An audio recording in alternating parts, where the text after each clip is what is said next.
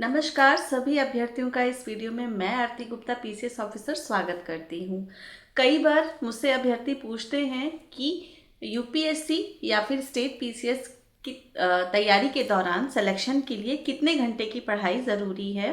बहुत सारे अभ्यर्थी कहते हैं कि क्या 6 से 8 घंटे की पढ़ाई पर्याप्त है। बहुत सारे अभ्यर्थी पूछते हैं कि क्या 15 से 16 घंटे पढ़ना पड़ता है।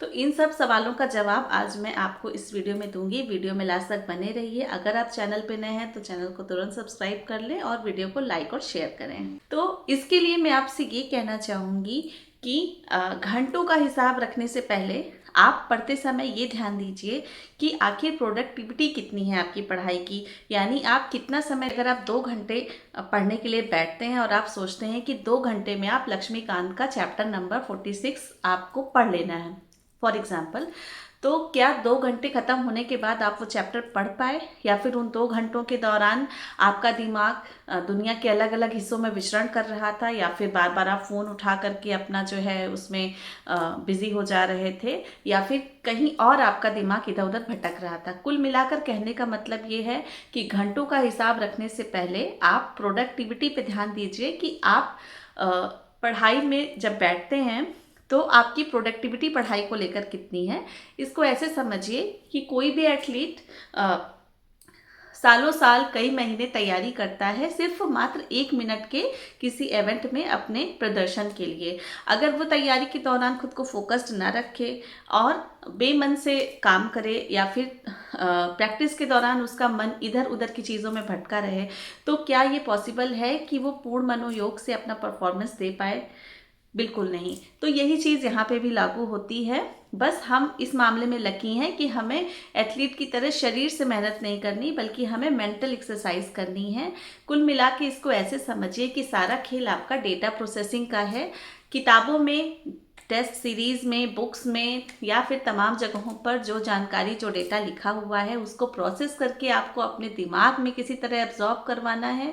उसके बाद एग्ज़ाम हॉल में आपको चाहे ऑब्जेक्टिव हो चाहे सब्जेक्टिव परीक्षा हो, उसमें आपको प्रोसेसिंग करके सही आंसर तक पहुंच के उस पर आउटपुट निकाल के देना है। अब इस प्रोसेस में आप कितने पारंगत हैं? कुछ बच्चे ऐसे होते हैं जो मात्र 2 घंटे की पढ़ाई में 6 घंटे की पढ़ाई कर लेते हैं, स्मार्ट स्टडी इसको कहते हैं। कुछ बच्चे ऐसे होते हैं जो 6 घंटे की पढ़ाई में 2 घंटे का आउटपुट भी नहीं निकाल पाते।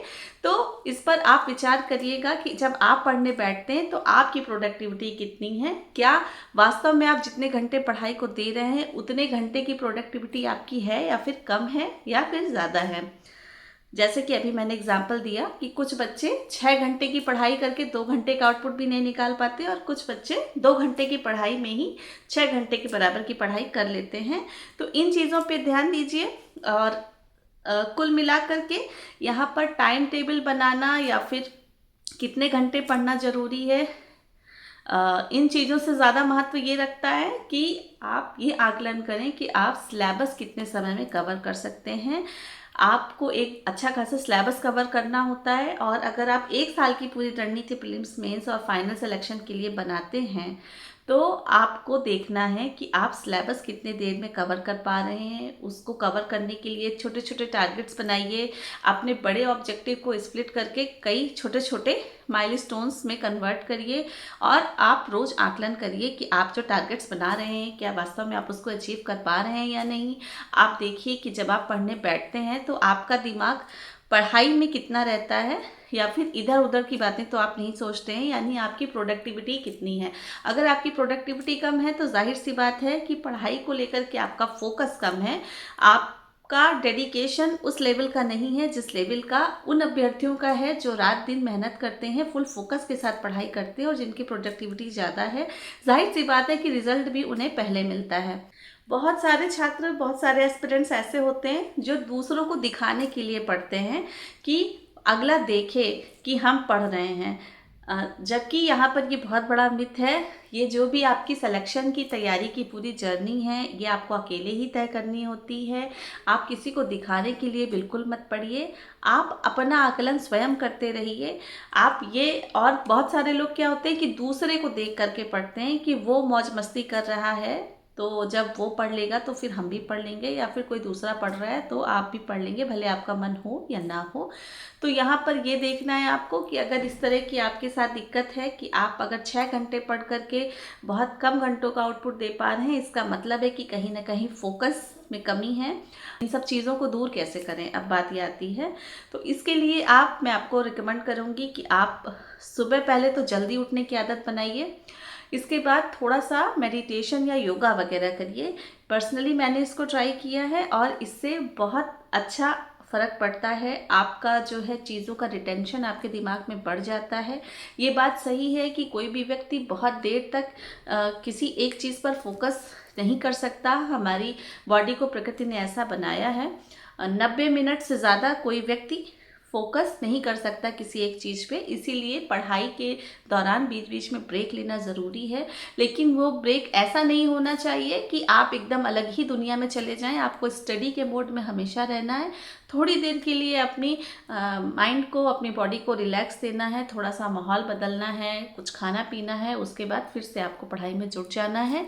तो उम्मीद करती हूँ कि आपको इस सवाल का जवाब मिल गया होगा कि कितने घंटे पढ़ना ज़रूरी है। और बहुत सारे अभ्यर्थी ये भी पूछते हैं कि क्या टाइम टेबल बनाना ज़रूरी है।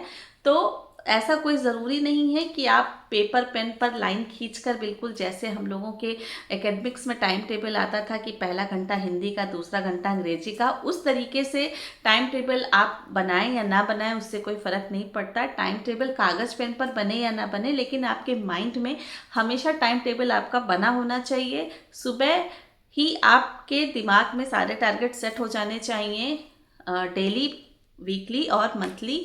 आपको कितना समय किस सब्जेक्ट को देना है, कितने समय में आपका फला चैप्टर तैयार हो जाएगा, अपना मूल्यांकन करते रहना है और बीच बीच में रिवीजन के लिए भी आपको टाइम निकालना है। तो ये सब चीज़ें आप अपने दिमाग में कहीं ना कहीं उसको बिठा के रखिए कि आपको किस दिशा में आगे बढ़ना है।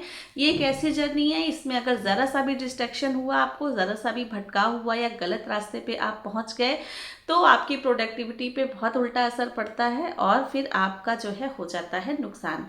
तो इन्हीं सब चीज़ों का ध्यान रखें। पढ़ाई सभी बच्चे करते हैं, लेकिन सिलेक्शन लाखों में से कुछ का ही हो पाता है। तो जो कुछ लोग सिलेक्शन लेते हैं वो कुछ अलग रणनीति अपनाते हैं, जाहिर सी बात है। तो कहीं आप भी वो सब गलतियां तो नहीं कर रहे हैं, इसीलिए पढ़ाई के साथ साथ अपना मूल्यांकन भी करते रहिए। और अगर प्रोडक्टिविटी कम है पढ़ाई की, तो उसको योगा, मेडिटेशन के माध्यम से बढ़ाने का प्रयास करिए, या फिर आप पढ़ते पढ़ते स्वयं को 10-10 मिनट के मोबाइल में अलार्म लगा लीजिए, 15-15 मिनट के।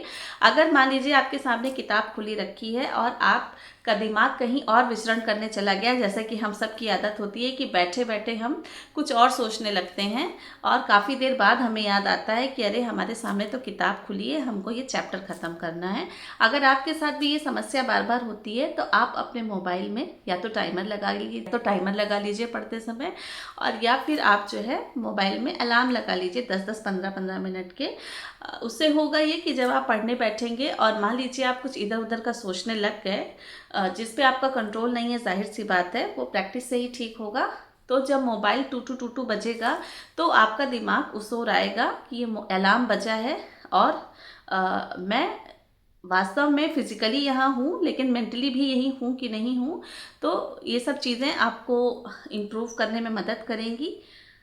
और जब आप पढ़ने बैठें अलार्म लगा लीजिए और उसके बाद आप अपने माइंड में ही एक छोटा सा टारगेट सोच लीजिए कि जब 15 मिनट बाद अलार्म बजेगा तो अगर मैं ये चैप्टर पढ़ने बैठा हूँ तो इसके 4 पेज जब तक अलार्म बजेगा तब तक मुझे ख़त्म कर लेने हैं। और जब आप अलार्म बजे तो आप अपना आकलन करिए कि क्या जितना आपने सोचा था उतना आप कर पाए या नहीं कर पाए। यानी कुल मिलाकर एक एक मिनट, एक एक घंटा जो भी आप पढ़ाई को दे रहे हैं उसकी ट्रेसिंग करना ज़रूरी है। अपने माइंड को ट्रेन करिए, अपनी प्रोडक्टिविटी को बढ़ाइए और घंटों के पीछे मत भागिए। आप ये देखिए कि आपने सिलेबस कितना कवर किया, क्योंकि यहाँ पर सिर्फ एक बार ही चीज़ों को नहीं पढ़ना होता, इतना बड़ा सिलेबस है। उसकी फर्स्ट रीडिंग, उसके बाद सेकेंड, थर्ड, फोर्थ और ना जाने कितनी ही रीडिंग आपको करनी पड़ती है, फिर आंसर राइटिंग करनी पड़ती है। फाइनल सिलेक्शन लेने से पहले बहुत बार रिवीजन करना पड़ता है कंटेंट का। इसीलिए हर अभ्यर्थी अपने अपने हिसाब से इसका आकलन करता है। कोई टॉपर कहता है कि मैं 6 घंटे डेली पढ़ता था या पढ़ती थी, कोई कहता है कि मैं 13-14 घंटे पढ़ता था या पढ़ती थी। तो ये एक इंडिविजुअलिस्टिक बात है, हर व्यक्ति का जो है परफॉर्मेंस अलग अलग होता है। तो आप फोकस्ड रहने पर ध्यान ज़्यादा दीजिए, प्रोडक्टिविटी पर ध्यान ज़्यादा दीजिए। उम्मीद करती हूँ कि इस वीडियो से आपको आपके सारे डाउट्स क्लियर हो गए होंगे और आपको अपने प्रश्नों के जवाब मिल गए होंगे। फिर जल्दी ही मिलते हैं किसी और वीडियो में, तब तक के लिए नमस्कार।